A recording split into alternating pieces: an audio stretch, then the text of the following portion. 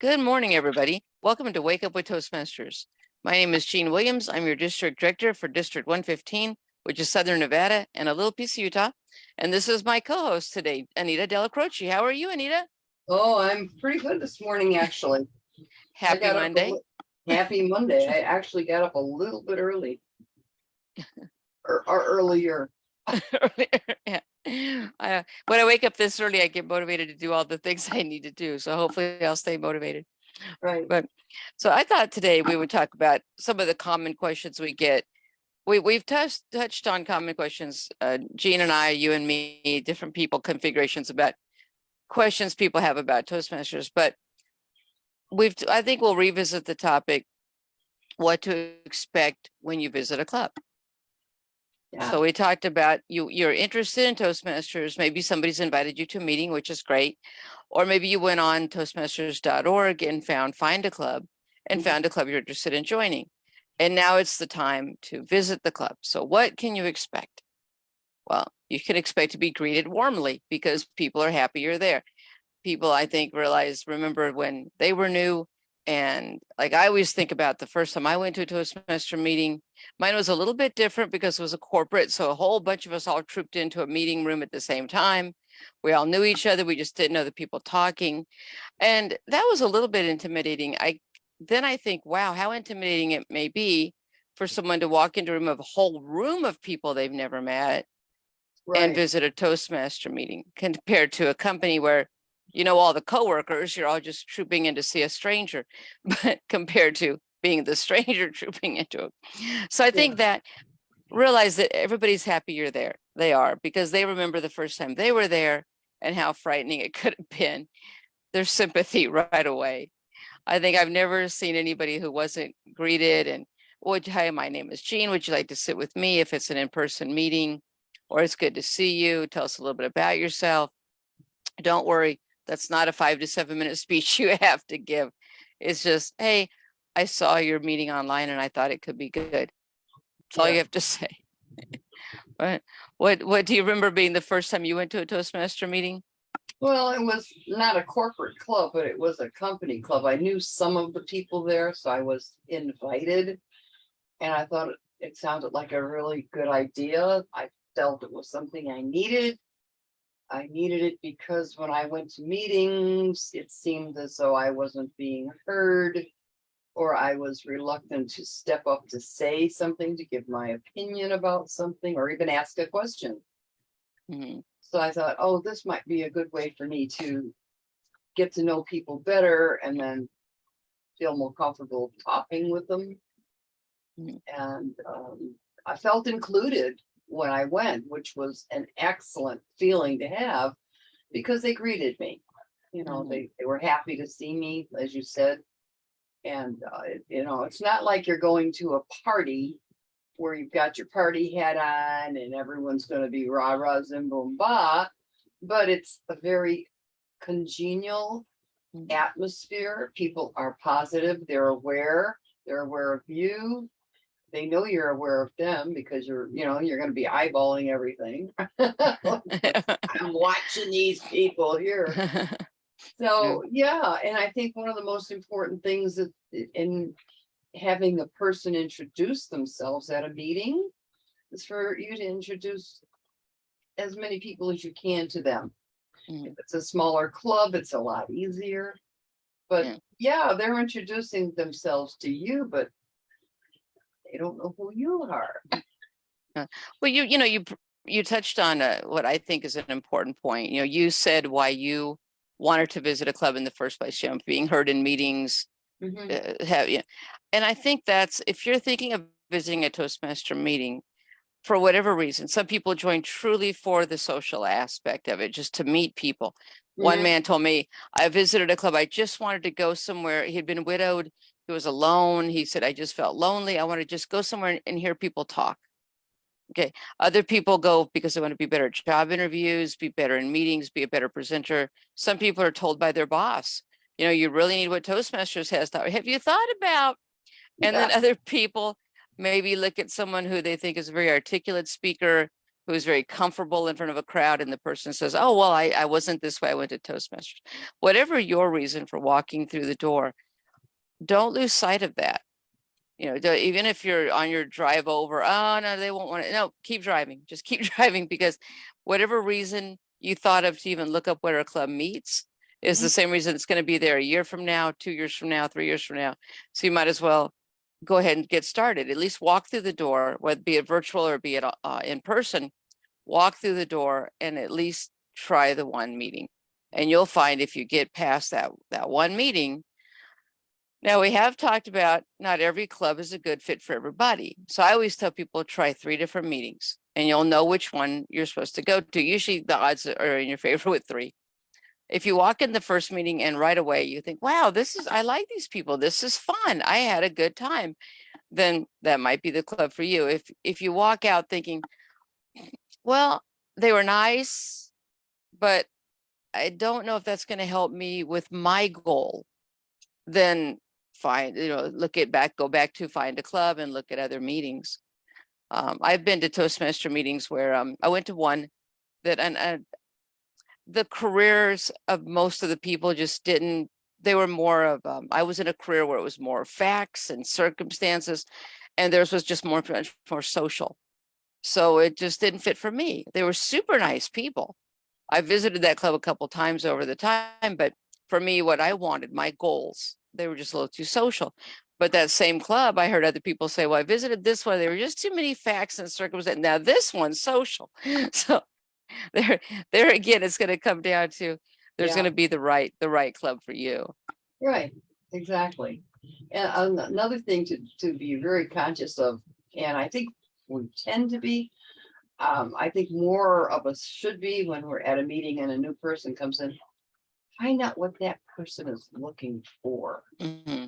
What do they want? What do they expect from Toastmasters? What do they feel they're going to get out of this? What do they need? What are their needs? What are their needs? Yeah. What do they hope? And the thing, there's nothing. I went to one meeting where there was a guest, and the guest said, well, the guest was just very open with, I want to be more organized. I want, just in the club, one of the members of the club said, you'll find a lot of friends here and you're always welcome here, but I don't know if we may be exactly what you're looking for, but visit another club if we're not. And at the end, you could kind of tell the person wasn't really clicking. And they told him again, just because our club isn't a good fit for you doesn't mean Toastmasters isn't a good fit for you. And I thought, wow, most clubs don't, they just want to make sure the person stays there. They don't want to think the other person may be a better fit in another club. And it wasn't a rude thing they said. It was just, don't give up on Toastmasters. Because some clubs, I think it was one of the ones that was more like improv and comedy, and the person was looking for a club to help them with their career. So feeling more comfortable doing stand-up comedy is going to be different than feeling more comfortable in your career. So it could be argued that either one will make you more comfortable in front of a group, true. But in this case, they could kind of see that they weren't going to be a good fit for the person. Yeah, well, you want to isolate what your needs are. And that is contingent on if the individual knows what they need. A lot of people will come to a meeting and they won't exactly know what they need or how to get it or how to approach it. They won't know that. So I will tell people, if I see that kind of dubiousness, is that a word? I will tell people that I belong to 5 clubs, and I belong to them for different reasons. This club gives me this club gives me that. But in general, all the people are great. They're also very supportive. You pick and choose who you speak with on an intimate level, what you really want to get or what you really want to do. But you should have an overall idea of what you think, what you feel you're looking for, not what you think, but what you feel you're looking for. And see if they can accommodate that at a meeting. The one bad I'm gonna say bad thing, unless you're used to speaking and the people in the group know that, please don't ask a new guest to answer a table topics question. And please do not let them be the first person you ask. Never. I know that'll backfire every Oh. single time. We had one where the guest was very comfortable talking to everybody, and they made them table topics mentioned. I'll ask you, do I have any volunteers? And the person, of course, volunteered. 10 minutes later, they were still answering the question. Everything was thrown off on time. They didn't know. So then it became embarrassing because then the same table topics master that called on the person was the same one that said, oh my gosh, you can sir talk. And then of course it embarrassed the person who never came back because, and they said as they were leaving, I thought they would stop me when they had heard enough. Yeah. But it was funny. One person came into a meeting I was at and said, I heard that this is a great, my boss said that he learned a lot about leadership in Toastmasters, and I'm here to learn about leadership so I can be a manager in my company. Okay. And then the person said, when can I run for president? Like, okay, the first day. And looked at it. So well, we tried to explain, well, the officers are elected at this point, and we tried to explain.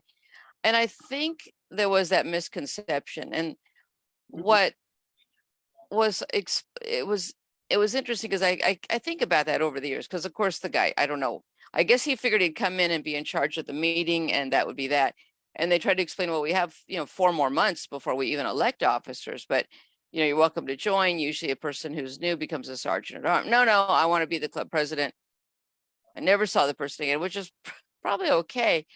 But as time has passed, it's occurred to me, leadership isn't only about holding an office. Leadership is about practicing your listening skills, helping, being part of a team, all the other things that you can learn even if you're not a club officer.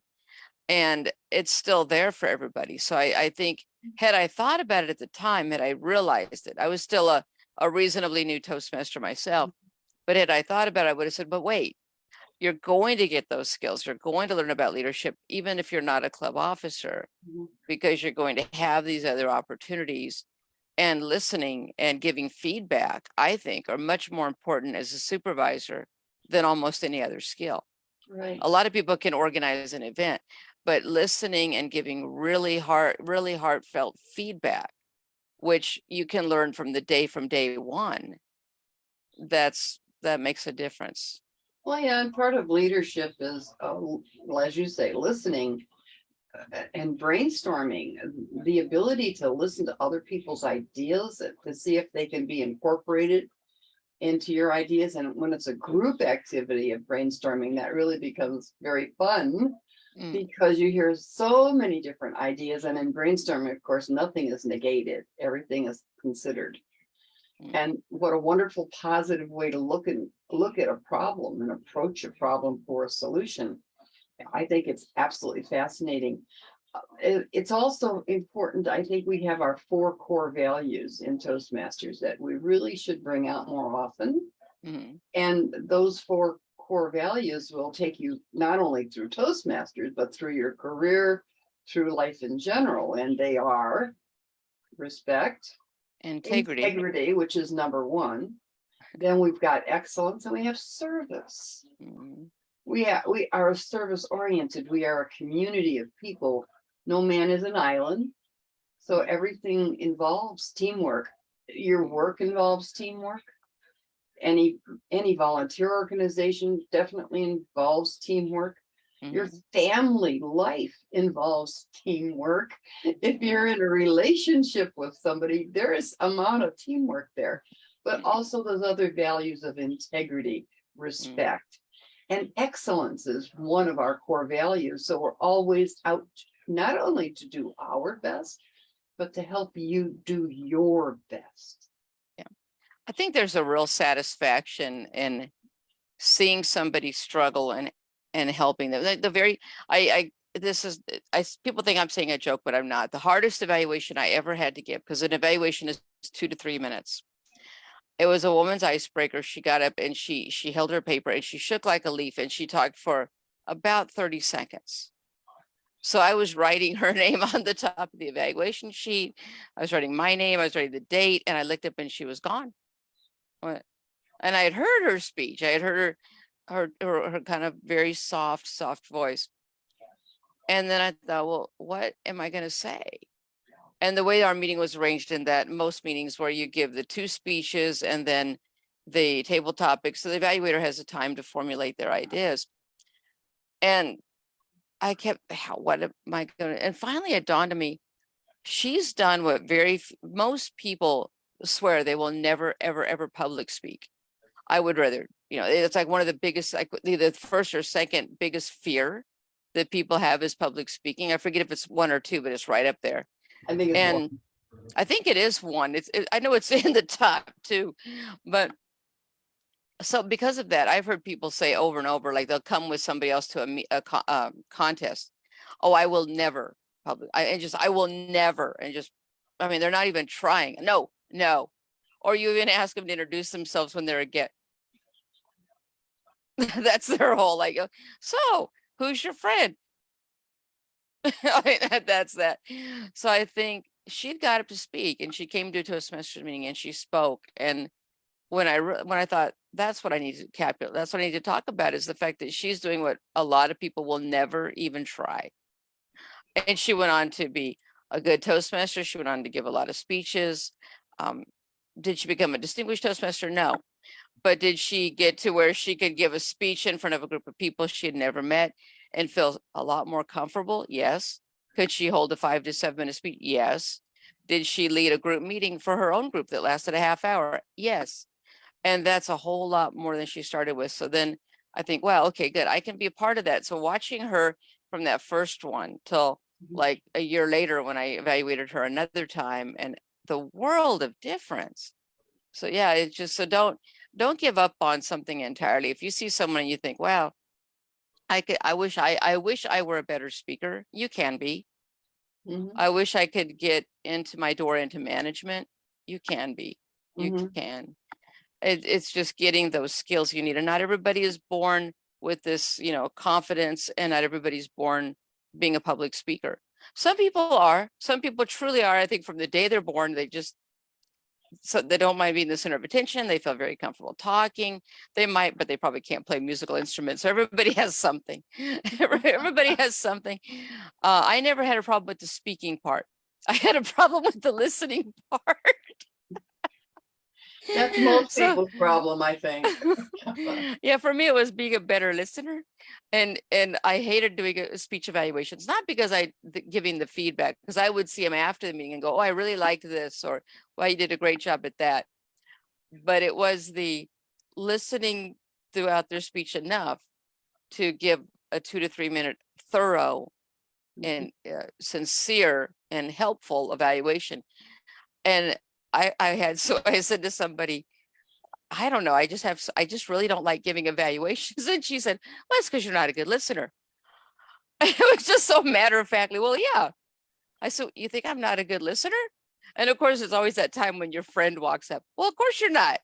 Well, you two think I'm not a good listener? Well, no, Gene, that's why you're here, isn't it? Well, no, I came to be a better speaker. They said, well, you need to focus on listening. Oh, Oh, you know, there's always the flip side to what you think you're good at. yeah. I mean, So let's take, we're talking about speaking and listening, which are seemingly two opposites, but they are so closely united. Talk about reading a book or wanting to be a writer. They say if you want to write, read. Yeah, it's the flip side. There's always a flip side. I wanted to tell you this is a personal story, and it's the true story, of course. But I was facilitating a speechcraft class, and in the speechcraft class, everyone it's just an introduction to Toastmasters on a little broader scale and a more of a focused idea. All right, but there was one person in the group who didn't speak English. It was not as well, he did, but it wasn't his first language. So he was very uncomfortable about speaking, getting up to speak. Mhm. He had a quiet voice, and it was a guy, so you'd think, he'd have a little more robusticity about him. That's not a word. I love to make up words. But you'd feel he had a little more gumption, but not him. He was extremely shy for a guy. Shy guy. I love it. So I asked him, I said, all right, you do need to give the speech. You must give this speech. And he was like, oh, I don't know, he was really totally nervous about the whole. I said, I'll tell you what, why? I'm going to ask you a question. Why don't you want to give this speech? Well, I'm standing up there in front of everybody and everybody's looking at me. I said, oh, no problem. Here's what I want you to do. I want you to go to the front of the room as though you're, as you're giving your speech. And I want you to look in the same direction the audience is looking. I want you to look at the wall so that all they see is your back. So they're not really looking at you and you're not really looking at them. And he looked at me kind of like, what? So you don't have to make eye contact with the audience and be nervous. Just look at the wall. Like you're practicing at home in front of the mirror or something. Yeah. So he started out and he did that. He did his speech looking at the wall and his voice came out. His voice actually came out because I told him you're going to have to speak a little louder because you want your voice, the sound of your voice, to bounce off the wall. Yeah. So he did that. His voice elevated in volume. He got through his was a 5 to 7. No, it was a 4 to 6. It was an icebreaker, 4 to 6 minute speech. And then he turned around, everybody applauded. They were really happy about the outcome. And I said, how did that feel? He said, it felt odd. And I said, why? He said, because nobody else gives a speech like that. So the next time he gave a speech, he looked at the audience. It was like a light bulb went on. It was astounding. It was absolutely astounding. But that's one of the things people don't like to do is stand up in front of a bunch of people and speak. And if they're that nervous about it, we can work around these things. We've got means. We've got ways to help you. One meeting I was in, the woman came in and we could tell from the moment she came in, she was exceptionally shy.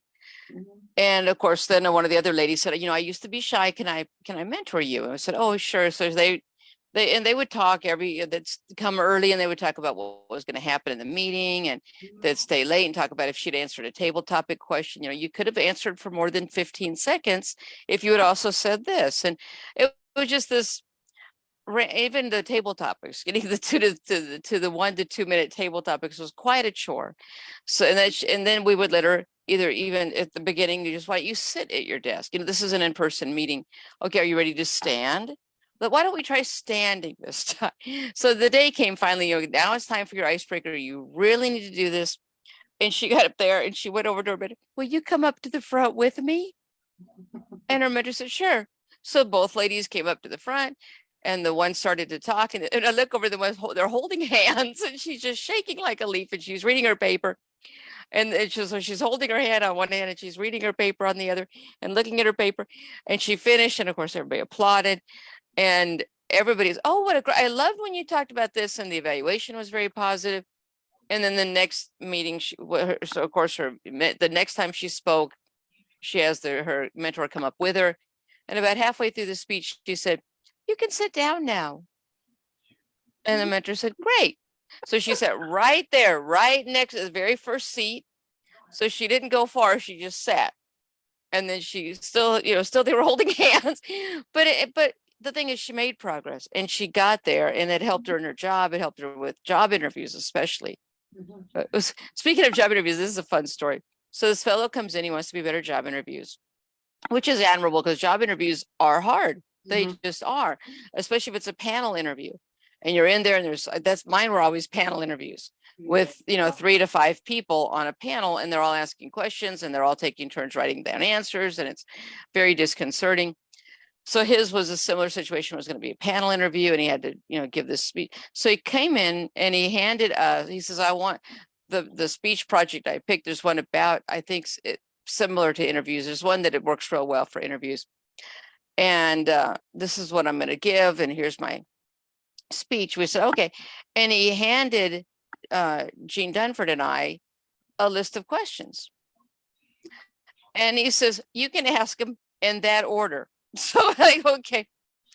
So I asked one of the questions, and of course you could tell you just this beautiful rehearsed answer, very, and then that was Jean asked the first one, and then it came time for me, and I asked something that wasn't on the list. And he said, that's not on the list. I said, what are you going to say to the interview panel? That's not on my list. And he said, well, no, they won't have a list. I said, then you're here to get better job interviews. And this is during his speech. I said, and it was an easy question I'd asked. I'd ask, what do you think, which strength do you have that will carry you through your first year the best? So, but it was not on his list. He got very angry and wanted to sit down. And we said, no, you're going to stand up there and answer the question. So he did, and it was okay. And then we asked another one on his list, and we asked one off his list. And then he finally saw, he said, oh, I need to be better at the questions I don't know. We said, yeah, because you're good at rehearsed speeches. And then we gave him some ideas, but this paragraph over here would have been a great answer to this question over there.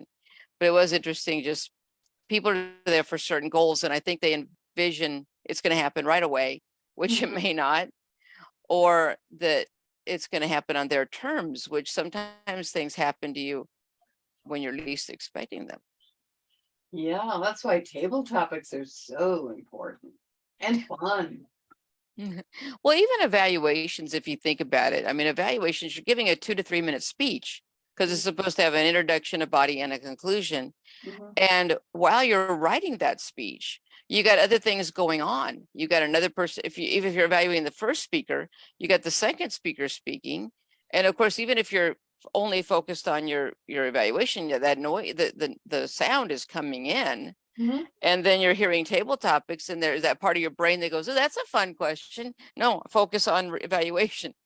And finally, it comes your time to give the evaluation, but you have to write then a 2 to 3 minute speech in probably 7 minutes and give good feedback and listen to what the person said. And if you're in a smaller club, you might be called on for table topics. So you really don't have all that extra time. And that's challenging by itself, just writing that speech. Yeah. And when you're given we call that immediate feedback in Toastmasters, but when we're given that immediate feedback, I might be evaluating a speech that you've given, Jean. And while I'm evaluating you and how wonderful you are, which you are a good speaker, maybe pick something that you could improve on and enhance the next time you give a presentation. Not only am I giving you my opinion about how your speech got to me, but other people listening can hear what I said. Now, in their own mind and in their own filters, they can say, well, she was right, but she should have said this and this. That's when the audience, the other participants in the meeting, are learning as well. Because they're listening to an evaluation and they're making an evaluation on what you said and what they could say to help that person improve their speech, or what the evaluator said that they can use to help them in their next speech. So it's a circular energy that's going on. Everyone's teaching everyone, everyone's mentoring everyone. So we're all learning from each other. Well, let me touch on what's in our Facebook feed. So Carol Wayman, hi Carol, Lambda Linguist, and they meet Mondays, 6 p.m. I'll click up. There's a link though in our Facebook feed for today for Lambda Linguist, which is a great club, fun people. And Carol also brings up about, thank you for discussing the etiquette about don't call on a guest for table topics, at least not first. And yeah, and she said the same thing you said, never, all caps, never call on guests first. Absolutely. And then Carol asked about welcoming guests on Zoom. And and she brings up an idea too. I like, you can always have the VP membership go into a private chat room with a guest. And then you can have the one-on-one talk where a guest doesn't feel overwhelmed by all the people if they're in a Zoom meeting. So that's a great idea too, setting up a conference, a breakout room to talk to a guest. And I think that's a great idea. And also sending up a new members pack. You know, we get so spoiled when we're in person. Here's some information, here's some literature. Some clubs have virtual get membership packages, but I do think having that private chat adds to it. Because if you just come and there's all these faces you don't know, and they all seem to know each other, and they're all having a good time, and then they send you some literature after, I think we're missing that personal step of maybe having them. Would love to chat with you for a minute and move into a breakout room and just talk for 2 or 3 minutes, and then say, if you want to talk after, they normally stay and chat, but we can come back in the breakout room after the meeting and talk again. And maybe just having that one-on-one, because remember, some people can't come in person to a meeting.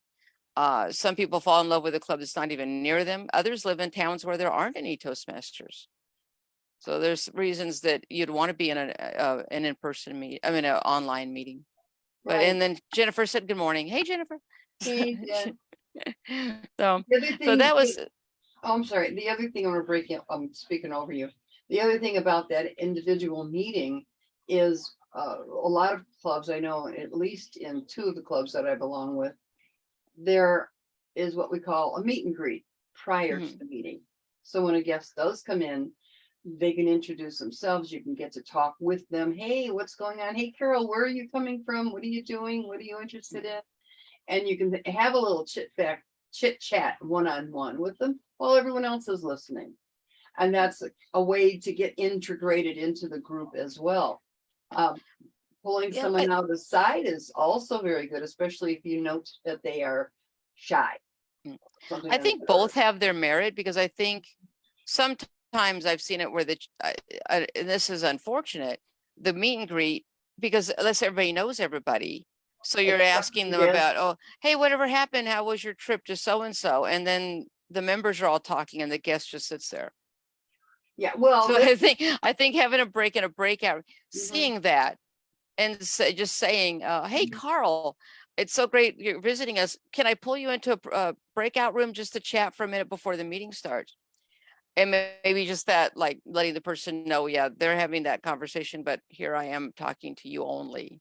Well, it's a good learning point also for the members during a meet and greet or whatever, because we are speakers, we are listeners, but are we seers? Do we see that somebody needs something?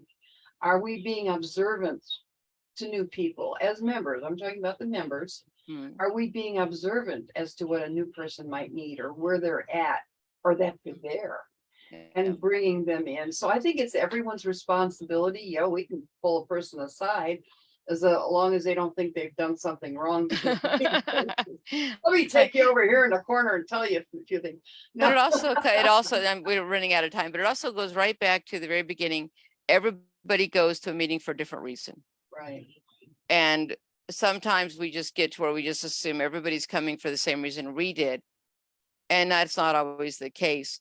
So maybe asking in a group, so why are you here? Well, compared to let's chat over here. So what brings you to our meeting? And learning, oh, this person is horrified about public speaking. Okay, then we'll gentle them in compared to everybody, 10 people interrogating them before the meeting starts. Well, yeah, as you said, that everything has a valid point. That's why we have to be really observant to what the person needs. We have to, and you can tell that on Zoom, I think, by looking and watching a person, especially if they're brand new. But yeah, we all have our little, oh, what's the word I want to say? Well, little things that we look for, little ticks that we notice and little ticks that we have that we can share with other people. A lot of times I notice a shy person because I know I'm speaking a lot now, but I was extremely shy. I was very shy. I couldn't stay. You said stand up and talk. I couldn't do that. I couldn't stand up and talk. I mean, and when I did stand up, I was looking at my shoes while I was talking. So guess where my voice went? It went to my shoes, so you could hardly hear me. Very very awkward. Carol, Well, come we back need- to our game night. Carol, come back. I know. But okay, so real quick shout out Lambda Linguists. I got a link here. They meet on the Mondays, is it? Second and fourth. It looks like second and fourth, but second and fourth. There is no meeting on Labor Day. So if you want to see Lambda Linguists, you can come today, and that will be at 6 p.m. Pacific. And if you look at the link in our chat, it'll link you right over to getting information about the meeting. But that one is a fun meeting. Well, all of them are fun for different reasons, but that one's a fun one too. But let us end our call. Thank you very much, everybody who watched today. Hopefully you learned something or get a little less shy about visiting a Toastmaster meeting. Yeah. And there's plenty to visit. And now since Carol knows you just saw the show today about visiting a meeting, she'll look for that person she doesn't recognize and make sure you get all the help you can get and all the camaraderie that you can possibly get too. So let's end the call. Thanks very much for watching. If you see us on Facebook, like, comment, share, be one of our followers, and come visit a Toastmaster meeting. Absolutely. Have a great day. Thank you.